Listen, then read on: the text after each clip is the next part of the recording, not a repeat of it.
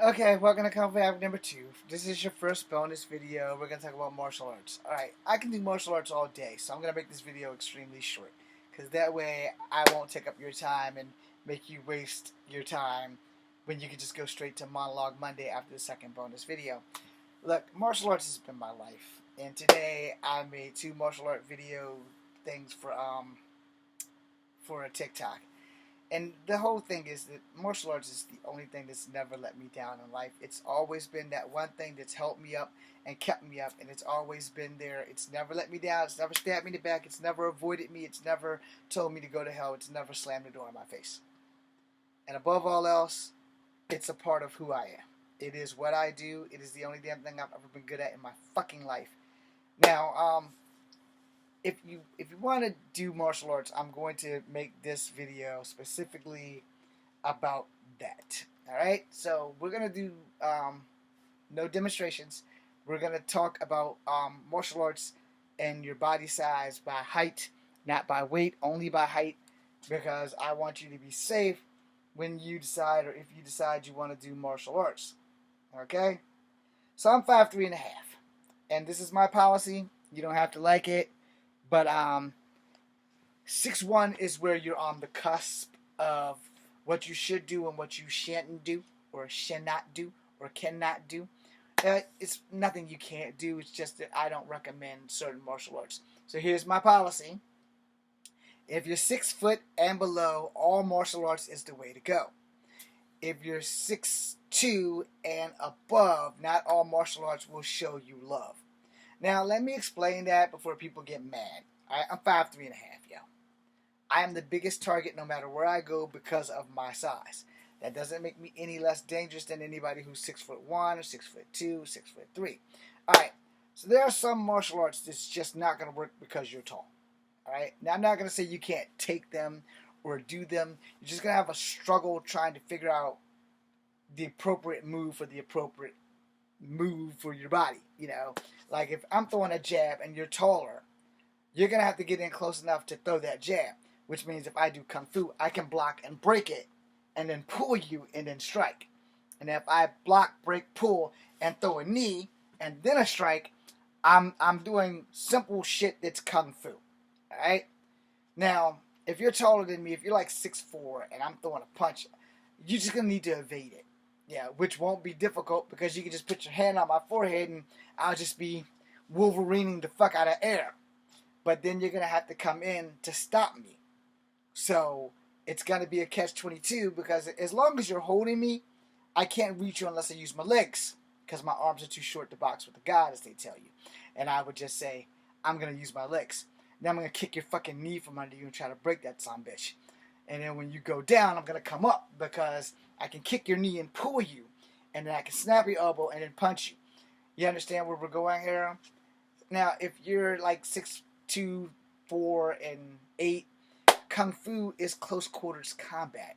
And you would be better off with Taekwondo or Muay Thai or American kickboxing because it allows you to use your range. And if your range is long, then I have to be strong enough to get through your range to get to you. Yeah, that's a little bit of drool. You probably saw it. Anyway, I'm going to have to do a whole lot more to get to you as long as you're using a style that allows you to use range. If you're using Taekwondo, you have range. If you're using Muay Thai, you have range. If you're using American kickboxing, you have range. If you're using BJJ, it's not going to work for you at your reach and height unless you're just going to keep me at bay or like judo throw me and stuff. Which also, judo is a double-edged sword when it comes to fighting somebody short, because if you're way up here, I can use gravity more than you. Same thing with BJJ. If you're gonna use BJJ and you're gonna try to do a double leg takedown, you have to get way down for your sprawl and your grab. I'm 5'3", you're 6'8". Trying to go for my legs is the biggest mistake you can make at that height. You see what I'm saying? Now, if you're like 6'1", 6'2", it's not going to be as difficult for you to go down to where my legs is. But being that I'm going to be ready for that because everybody loves BJJ except for me. I honestly only took BJJ because the Army forced me to do it. But I was getting my ass handed to me in BJJ. I've learned how to pretty much stop it. If you're coming at my left leg, I'm going to throw a left knee. No matter how much it hurts me, I'm going to throw this left knee into your chin. You're not going to like me when we're done. If we're sparring, I'm still going to throw that left knee into your chin. Alright? Coming for the right, I'm going to throw the right. If you're coming for both, I'm going to grab the back of your head and put both of my knees into your fucking chin or your chest. I'm going to stop you because most BJJ works when you're on the ground. Now, in the late 80s, early 90s, there was a regular jiu-jitsu that mostly involved a lot of arm grapples and takedowns and shit. And a lot of that is also still incorporated in BJJ, but a lot of that has not been taught in BJJ. Alright? Now, you can put me in an arm bar, but you got to get me into the arm bar.